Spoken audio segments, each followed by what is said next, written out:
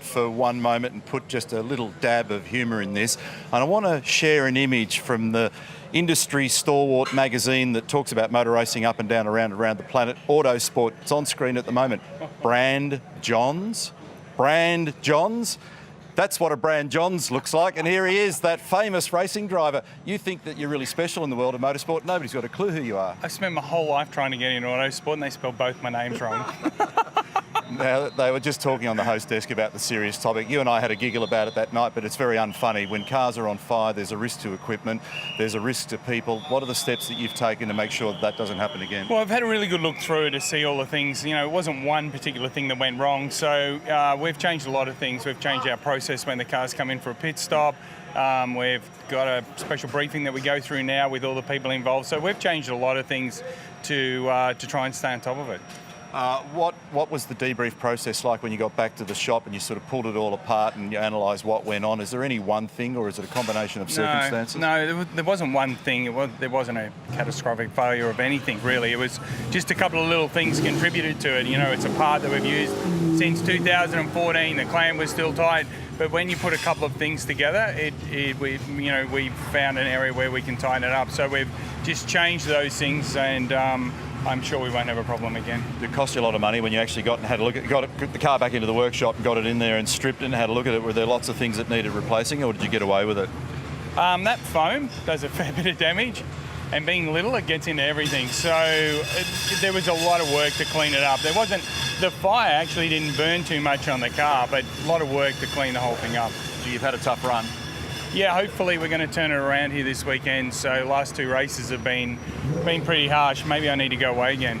Yeah, all right. Well, thanks for having a chat about it, Brand. Look forward to chatting to you through the weekend. Have a good, safe weekend without any trauma. And big thanks to everybody up and down the pit lane for contributing and helping with that issue and what was an otherwise very awkward set of circumstances. So that's not the sort of thing that we want to see in the Virgin Australia Supercars Championship, but it was well handled by Brad Jones Racing and everybody up and down the lane. I think the reality, as Mark Larkham talked about it in trackside yesterday, is the system worked.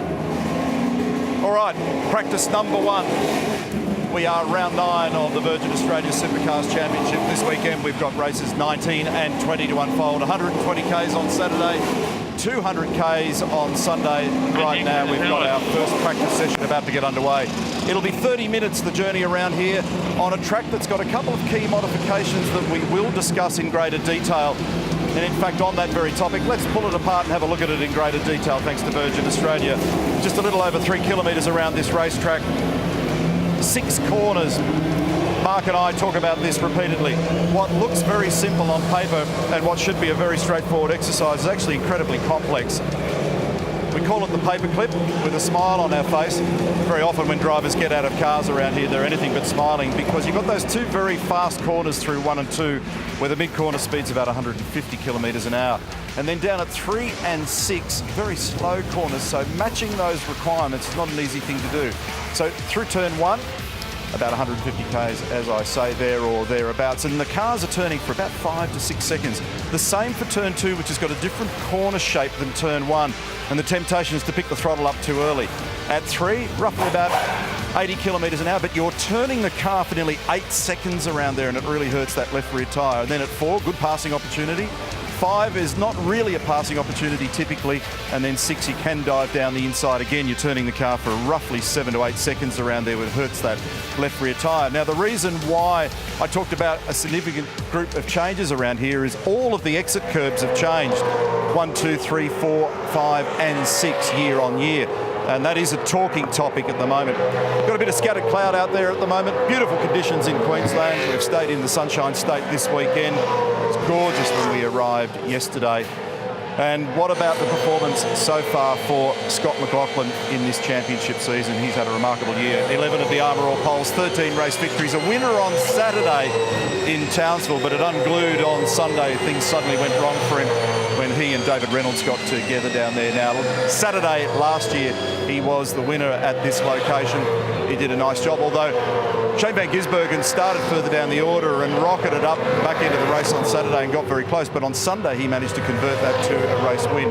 Now, the Queensland teams had a test out here last week. Shell V-Power Racing and the Red Bull Holden Racing team were out here testing, and so were Matt Stone Racing. concentrating not only on speed, but also understanding these parc fermé regulations that we need to deal with this weekend. Fancy term for quarantining the cars on both Saturday and Sunday after qualifying, where there can be no changes to the vehicles off the back of qualifying before they go racing. So that's what they did at the Dick Johnson Team Penske racing team. They focused on trying to find the speed in that area. Now, one of the things that's a real curiosity for me is that Fabian Coulthard, who's on screen, car number 12, he's not had a podium at this location, considering the guy's second in the championship, vastly experienced across a range of teams. This has been something of a difficult track for him over a period of time. Now, this guy jumped up into third position after his fine performance on Sunday at Townsville. So Shane Van Gisbergen, winner here on Sunday last year, and last time out was a winner in those difficult conditions up in North Queensland. He's done very well here with pole positions and race victories. And so we're looking forward to a resumption of play between the fast Kiwis. And the other curiosity, Scapey, as we welcome you back into the commentary box, is that not only has Fabian Coulthard had a difficult run here over the years, but David Reynolds has never generated a podium either. Yeah, good morning, Neil. I agree, and especially when you consider how heavy the braking loads are and the importance around braking technique.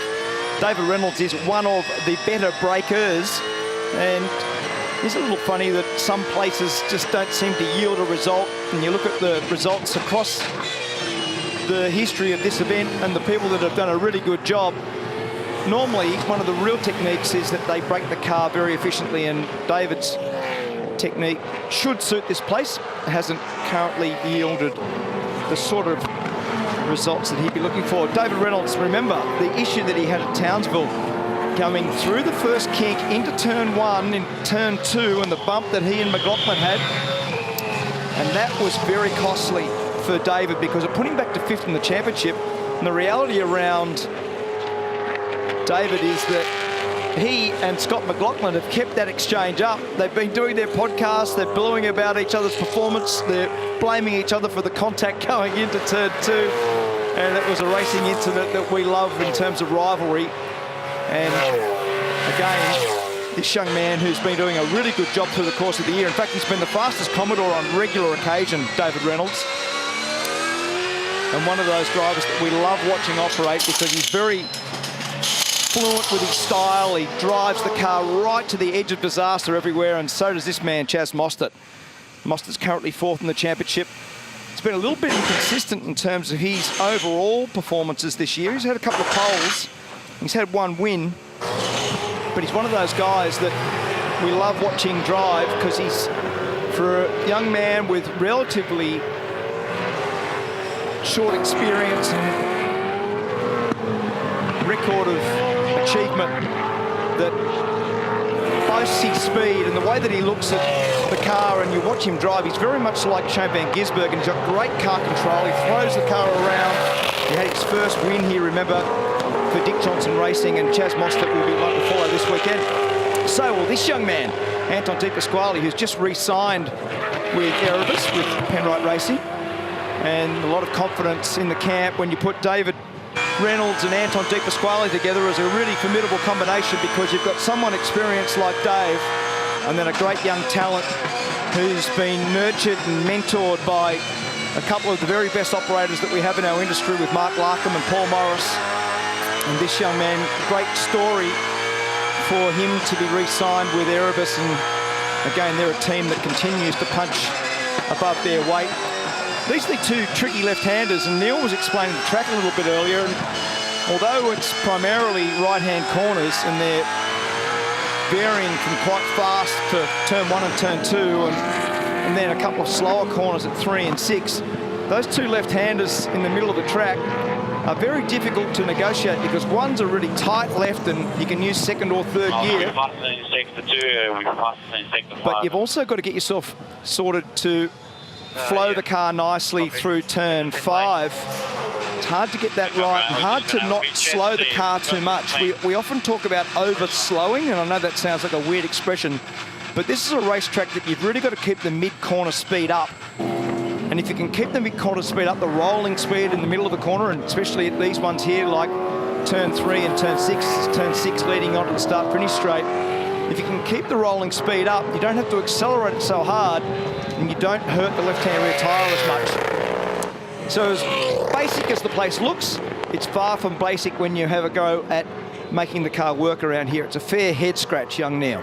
The days when you've got the car working, you wonder what all the fuss is about, and the days where you cannot get it to work, you just wish that you could be somewhere else. And I dream of Jeannie Blink yourself to another corner of the planet, because you'll very frequently find drivers stepping out of cars here, not knowing which thing to tackle first. It's either a jet in the high speed and a dog in the low speed, or vice versa, and sometimes trying to get that balance right to a challenge. So Lee Holdsworth out of turn 3 here.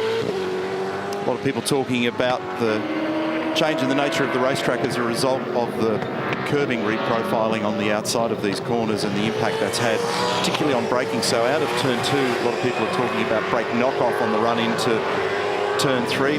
Some of the other categories that have run and the testing that was done last week. The last thing you need is instability under brakes around here. This guy's been showing some good form lately, hasn't he, Mark? So Lee Holdsworth has slowly but surely started to blend his way more comfortably within the outfit at Tickford. And his results have been on the rise, and we've detailed that through the last several race meetings. That wing still buffets around a lot, doesn't it? Did you see that on the way to turn 1 that time? It amazes me a little bit sometimes in a business where millimetres matter, or fractions of them. I would have thought that that was counterproductive to the aero performance of the car. Lee's on the radio at the moment, just in a very heavy debrief. Jamie Whincup's the fastest. You know, it's just remarkable so far this year that when you stop and stare at the season in overview, that Whincup's not had a pole or a race victory. As we go back and find Macaulay Jones. And doesn't matter how much curb you put on the outside of a racetrack, you'll still find the edge of it typically. I reckon you get extended by a kilometre and you'd still be out at somewhere near where Mark Larkham lives and start throwing rocks at people. Yeah, that was wild. So this is now Anton on the slide. Nice car control. You can just see the opposite lock being applied.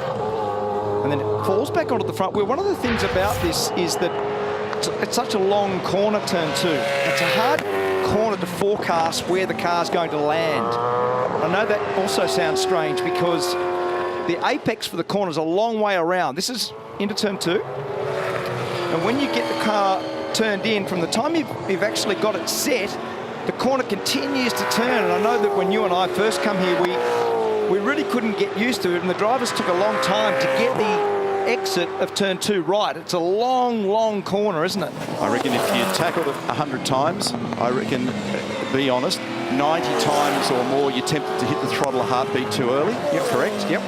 And every time you curse. And we're going to jump on board with people so far, or throughout this weekend, and I guarantee you'll hear little stabs of the throttle and think, yeah, now's the moment, despite some of the drivers literally having a groove in this racetrack, and it's not the moment. You've got to wait that extra second.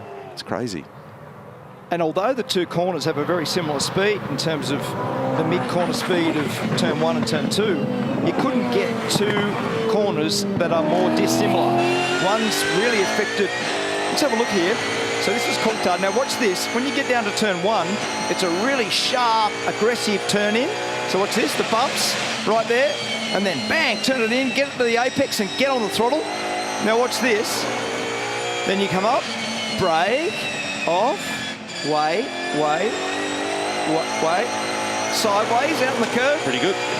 Nice job, but it's a totally different corner, isn't it? That's right. Yeah, it is. It's a very different animal, this one. This is Fabian Coulthard on the run to turn number 3, and it's time to say hi and welcome to Andrew Jones. A very good morning. I've grabbed Betty Clemenco. Betty, I've noticed that Barry Ryan is absent this weekend. I believe he's had an ankle reconstruction. Is that correct? Yeah, he had an ankle reconstruction, and the poor boy is lying on the couch at home. And I think he's probably thrown everything at the television by now. I've had a few messages from him, and he's doing well, and he should be back next round, but it does feel very strange without him. He says it's from kicking people in the arse too much, but we all know different. So I'm sure that's the case. And yourself and Dennis Hoser are moving in to fill that void this weekend, is that correct? It's taking two of us. It's taking Dennis and myself. We call ourselves the A-team. So hopefully Barry trusts us enough. And we wish him all the best. Thanks, Betty. Sorry? Thank you. David Reynolds on screen, slipped from 3rd to 5th in Townsville as a result of getting involved in that tangle down at turn 2 with Scott McLaughlin and the stuff that you were talking about as I was making my way back from the pit lane. Your thoughts on it all? I know you've had a few discussions about it, but for me, it's in the grand scheme of World War, it's a bit regional. That's a very good way of explaining it. I think it means more to them than it does to us. However, I thought it was a pure racing incident. Yeah. Here's one bloke firing down the inside. One bloke was trying to stop him. They made contact. That's how it is. That life goes on. That's what I thought. And forever and a day, there will be people that will have a dive at a gap in a motor race, and there'll always be two different views. Well, I think one of the things is that if you're the guy behind, and if you think about motor racing history, the day you don't dive for the gap is the day you should stop. So I think Dave was well within his rights. Whether there was enough room there, who knows? But at the end of the day, it takes two to tango, and I thought it was, and even the rivalry afterwards, I like the banter. It's all fine. Exactly. It's all fine that you would expect the guy that's leading the championship, and you know that it matters to him to be aggrieved about the fact that his race was compromised, and you would expect David Reynolds as a professional race driver to dive into gaps. Yep. And if he didn't, I'd be pulling him into the office midweek to go, can we sharpen it up? Go and play golf. That's right. Well, they're big competitive too on occasion. Andre Heimgartner here in car number 7's had a podium so far this year. Plus Fitness Nissan Altima. And where's he sitting in the championship at the moment? He's down 15th, so midfield after Townsville.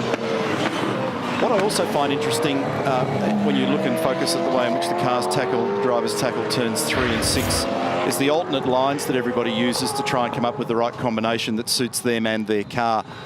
These super slow-mo replays are awesome, aren't they? It just gives us such a great understanding of the dynamics that are playing out in front of us, hurting the tyres, making the car slide, finding what you can every last little millimetre at turns 1 and 2, try and maximise that performance.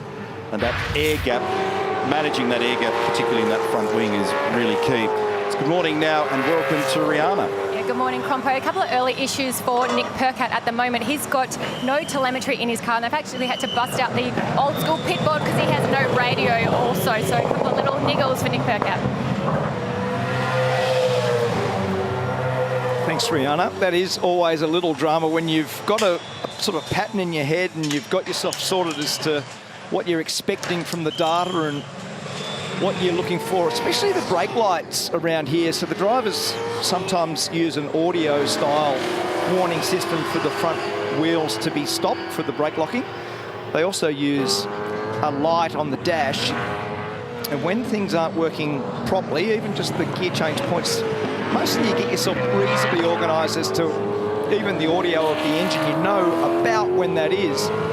But to optimise your speed around here, every gear change, every single millimetre of this place is important with only 6 corners. And if you haven't quite got the rhythm right and you haven't got that data information, it is a little disconcerting. That was a big slide. One of the things that's wild about those curves is you're already grip limited when you hit the first part of the curve. You park the whole car on that curve, you'll have less grip. So that's an issue in terms of when the car slides to the outside off 1 and 2, and you've got some oversteer and you've got some correction being applied, you don't need to lose more grip as you get wider. Motor racing is as much a foot skill as a hand skill, so we've jumped on board here to have a look at Cam Waters in the footwell of the Monster Energy Ford Mustang. In this caper, you're only as good as your last outing, and his last outing at Townsville generated an armour or pole. So great speed coming from Cam and this car. We'll get a bit of a clue. That's that little safety tap that Mark spoke about before on the brake pedal. Just making sure that there's surety in the pedal height when he goes to grab it. He'll do it again on the run down to turn 1, presumably. Let's watch for the throttle coming out of turn 2. He was on the hard on the limiter down there. Must be reasonable tyre quality. Grabs the throttle pretty early in the exit of 1. Let's see what he does at 2. He's got to steady the nose of the car and wait.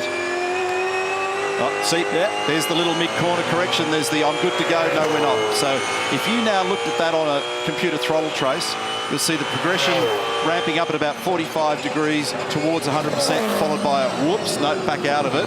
And then when he's got the car balanced to his satisfaction again and he knows not going to run out of road, he recommits to 100%. That's exactly what Mark and I were talking about before. And it's the technique's called throttle steering. So why he does that is when he comes back out of the throttle, it actually transfers the weight to the front of the car and steers the car back to the right slightly more. So he could have tried to apply more lock, but when your car's already sliding, there's no use putting more lock on. You're already past the slip angle of the tyre. So the only way to contain the amount of front understeer you've got at that point is to just reduce the throttle a little bit and transfer the weight to the front, and that technique holds the car on the track. There's real significance in this session because we're already approaching the halfway mark of the session. The next time that we see the cars later today, it's what Mark loves to call qualifying zero. It really forms a part of what comes tomorrow in Armour All qualifying, where people determine whether they do or don't get to participate in some or all of the Armour All qualifying sessions. And so there's very little time to get a lot of work done now in this session. There's a fair bit more scattered cloud around than there was for the test day, and also there was a bit of cloud around on the Sunday last year, but it was very clear on the Saturday.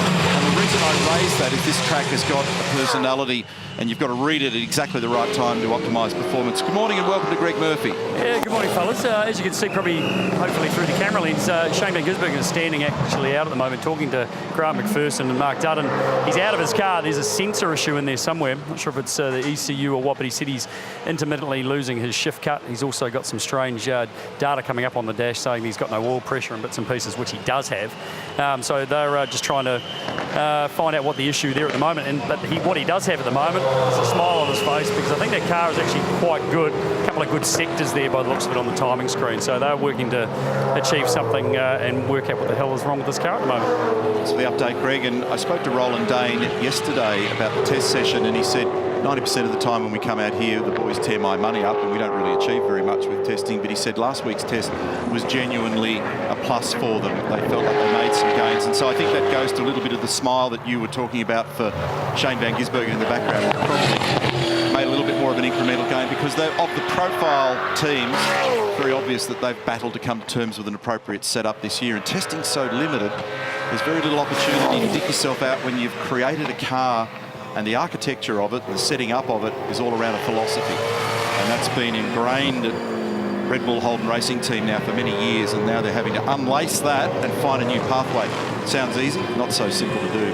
Whincup's the fastest. He's in the lane at the moment from Di Pasquale, freshly signed, and a new deal inked for him through 2020 and beyond. What the beyond is, we're not sure at the moment. Then McLaughlin, who's doing interesting sector splits but hasn't stitched the whole lap together at the moment. There's only 7/100ths of a second between Whincup and McLaughlin. Then it's Davison, Coulthard, Reynolds, Van Gisbergen, Mostert, Hazelwood, and Lee Holdsworth is in the 10. For David Reynolds and for Anton, and last year it wasn't a strong round, and this will be one that they'll be working hard trying to resolve. That was an awesome shot, wasn't it? Car number 33 here on the screen is Michael Caruso, back again this weekend in for Richie Stanaway at Boost Mobile Gary Rogers Motorsport, and the expectation is that Richie's injury, he's been having troubles with his neck, will be resolved by the time he gets to Total Bend in South Australia, and we'll welcome him back to the series. Meantime, Michael's having another run. We're going to see him in a rival team later in the year in the Pertec Enduro Cup. Strange, isn't it? It is odd. Strange, isn't it? The second successive weekend to see Michael back in his combat gear, and we joked in Townsville he wouldn't have been seeing the humorous side of it, but he picked a pretty wild weekend to make a supercar return when we managed to find the only odd weekend up there where there was a bit of water on. A pretty treacherous racetrack when it's wet. So there's 0.74 of a second down to Simona in 22nd. From first to 22nd, 3/4 of a second. And as you said before, Whincup, who has done a 9.445, Di Pasquale a 9.46, McLaughlin a 9.53, so there's only 0.07 between Whincup and McLaughlin. Simona's doing a pretty good job here. In fact, her first sector is very close to the fastest of Scott McLaughlin. So the first sector is primarily those two corners that we talk about all the time, turn 1 and turn 2. Big, fast right-handers require real commitment. The end of the lap wasn't so flash for Simona. The first part of the lap's very nice. Van Gisbergen, I was really impressed with his drive at Townsville. That was a really disciplined drive in the rain there. Overall round victory for Shane, and he has progressed up to third in the championship as a consequence of that. That was a very nice job. He's bounced in and out of the top three, and in fact The thing that has continued to hurt him through this championship year was the disastrous Australian Grand Prix weekend for Shane van Gisbergen. But his season's been very much a case, and Mark Larkin does those beautiful graphics in the Hino Hub where you see the rise and fall, up, down, hard for him to have found consistency this year. But the sense is that they've been making gains, and that drive at Townsville was great. That's the notorious bump on the run into turn 1, the Team Harvey Norman car for Simona Di Silvestro. Ooh, this is a bit of a wild moment on the run into turn 4 for Jamie Whincup. Bit of sprint car action on the outside there in the dirt. There's a marshalling post just on the right-hand side in the braking approach to turn 4, which he's gone past with the rear brakes alight. And you can imagine, I would love $1 for every lap that Jamie Whincup's done around this place. But the competitive nature of the racing driver animal is that there's always going to be that extra millimetre I think I can find today. And that's used as a reference in that area for braking into turn 4. But he's outbraked himself down there. A bit of that would be tyre condition or whatever the setup du jour may be. Will Davison at the moment actually honking on very nicely. He's done 1 minute 9.4 to be the fastest by 4/100ths of a second. And actually he's just done personal best in the first sector. So not only is last lap the best we've seen so far, but he's pressing on with it on this lap. So this will be about what I was talking about before, making sure that he's quite organised going into the next session, because the next session is going to contribute to the Armour All qualifying performances. Remembering this afternoon with practice 2 that the top 10 cars get a free kick and go straight through to Q2, so we like to call it qualifying 0. Very important session this afternoon. And what you've just seen there is a little rehearsal from Will Davison. 9.41, plays a 9.45, plays a 9.46, so there's nothing in it. 0.05 of a second separates the top 3 cars. McLaughlin and Fabian Coulthard are then 4th and 5th. David Reynolds, Shane van Gisbergen, Chaz Mostert, Todd Hazelwood, who did a really good job in Townsville recently, and Lee Holdsworth. That's the current 10. And the 10, just let's have a look at the number. How's that? 0.26 of a second separates the top 10 cars. So this afternoon will be worth the price of admission when you have 10 cars separated by roughly a quarter of a second. We're going to see our very best operators chucking these things around. We laugh at the place, and people colloquially call it the paperclip, but it's a very complex, very fast and very challenging piece of road that when you do a really good lap here, really rewards commitment. It's very brake sensitive. If you brake the car well, especially into 3 and turn 6, you get a serious yield. Too wild over the bumps at 1. I've got similar trains. That's a good comment, Fabian Coulthard. Too wild over the bumps at 1.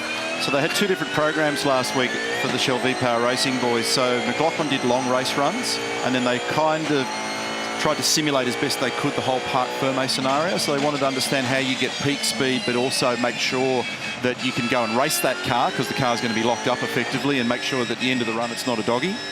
But for Coulthard, because he's had such weirdness at this racetrack and he's never totally found setup comfort, it was much more about just trying to unlock the mysteries of QR. What do we need to do to get him into comfort zone? And we've talked endlessly about the varying personality of this racetrack, and the problem is that you're chasing a moving target. Yep. There is not necessarily kind of one, okay, yeah, that's it, lock it up, boys, don't touch it, polish it, and I'll drive it, because half an hour later you might need something completely different. Totally. And the other part is that for Fabian, as a technique, I think turn 1 and turn 2 would suit a left foot braker, but 3, 6 and 4 would not.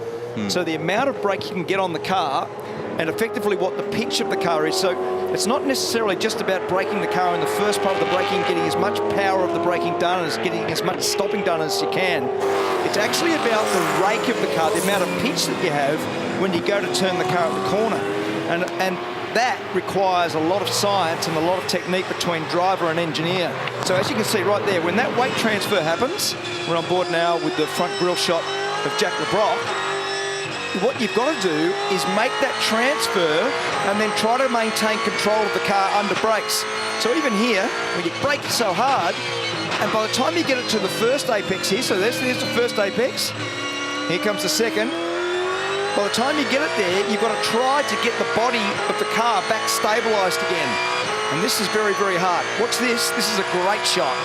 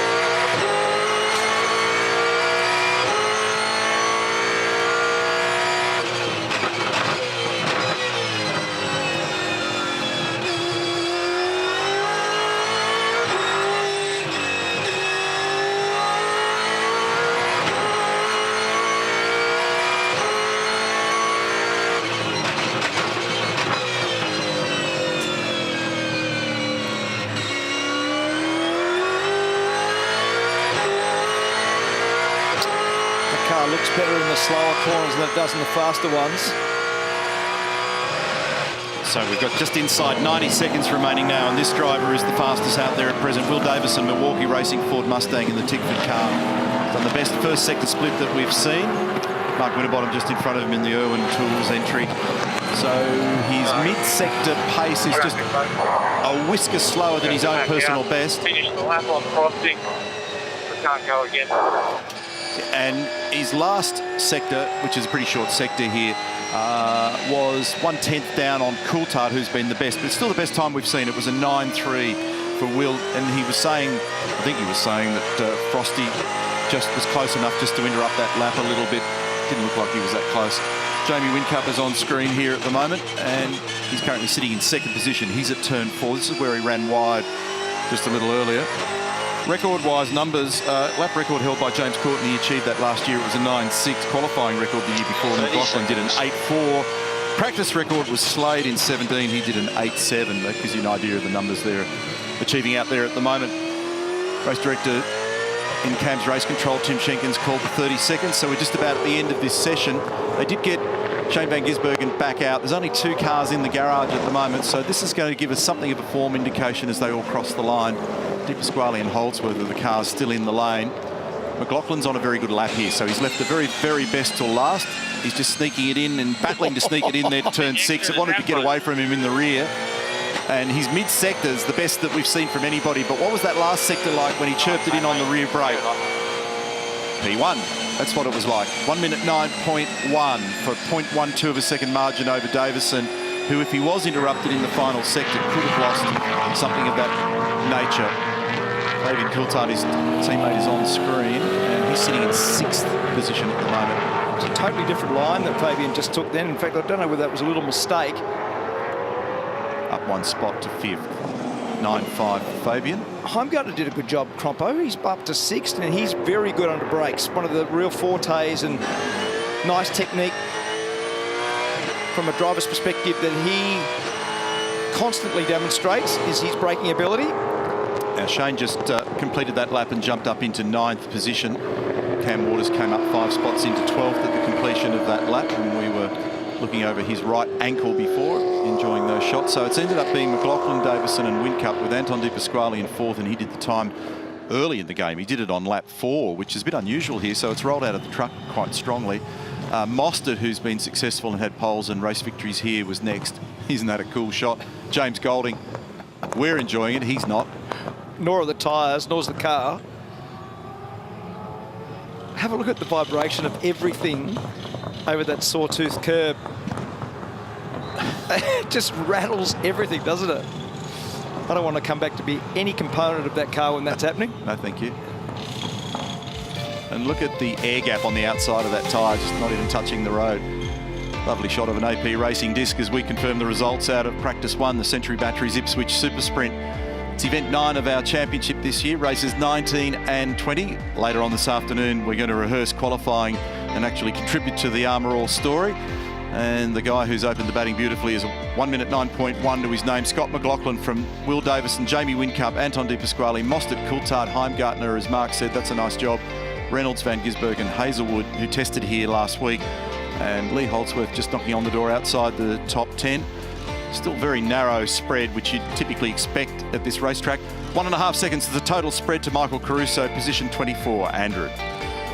Will Davison, we just saw some onboard images there at your last tyre run. You're a bit agitated in the car. Just talk us through that. Was I? Yeah, you're waving your hand around. We don't normally see that. Oh, no, not agitated. No, I'm not sure what you're talking about. Maybe I was just talking with hand movements, but no, not agitated at all. No, I got... It looked like it was in reference to maybe Frosty causing you a little bit of grief at that last corner. Yeah, so they were starting their lap. So it's standard. The guys that are starting their lap do a big wide turn in to get a good exit.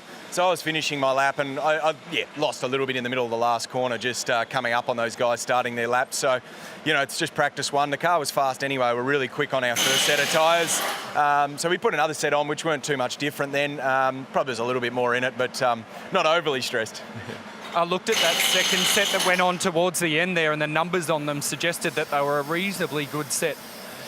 Yeah, I think they're reasonably good, but that's the funny thing about our game now. Like the first set were very high in kilometres, and I did a 9.4 on them. So, that's the beauty of today. We're trying to make setup changes with tyres from different places, and can be tricky. But we've clearly rolled out a good car, which is good. I feel pretty comfortable. So we'll try and have a good look at it after this session. Try and make sense of it, not get lost. That's the key to practice in our game. Is not not tuning on old tyres too much. You guys at Milwaukee have got some good momentum. All the best for the weekend. Thanks, Will. Yeah, good start. Thanks. Cheers, mate.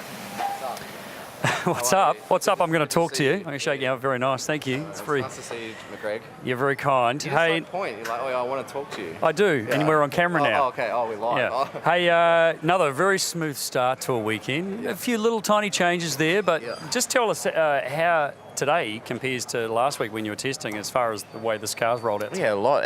Even like engine mapping and stuff. Last week I was really happy with how I was grabbing the throttle, and the initial throttle application of the engine and stuff was really smooth. Today it's same mapping setting, but it's completely different. So it's all about tuning that up, and you just don't get that, and don't get that amount of time. But the car-wise, it's pretty similar. Still a bit to work there, but I'm happy. Yeah, a few minor changes, and I saw you throw on another reasonably pretty good looking set of tyres there to get a bit of a guide on where you are. Is that where you expected you would sort of be based on what you guys have talked about before the session? I wasn't happy on the first set, so yeah, I just wanted to baseline what we had then. So the car's pretty good. So there's a bit there in me and the car and stuff. We're pretty happy where we're at. Thanks, man. Thanks, cheers. Good to see you, Greg. Michael Caruso back in the car this weekend for Boost Mobile Racing, but tough start to the day. Look, we're going to give the guys a GRM 10 out of 10 for trying. We had an experimental front end product in there at that session, but obviously it didn't work. So as we said last weekend, or last round rather, at Townsville, my job is to try to help them get back on track and try different things while James sort of continues on his path, and hopefully he can get a direction. I know you've got to run because there's a few people waiting for us. We'll let you go. Thanks, Michael. Thank you. Anton, looked pretty strong right from the outset. A lot of people put a second set of tyres on towards the end of that session. What was your tyre situation? We just sort of rolled out of the track as it was, and that's sort of the best time we did, and then just sort of tried to develop it through the session. The tyres go off, and we didn't see much value in going for another set. We're quite sort of happy with where we're at, and then saving for this afternoon when it matters and got to get in that 10. And a lot of talk about the curb extensions at 1, 2 and the final corner. What was your take on those? It's difficult. Like, they're quite rough, and sort of you get heaps of knock-off, and it makes the next corner quite difficult. But I don't know if you want to be using them too much because they are quite violent, and then some of them actually sort of throw you off the road a little bit. So I was kind of exploring and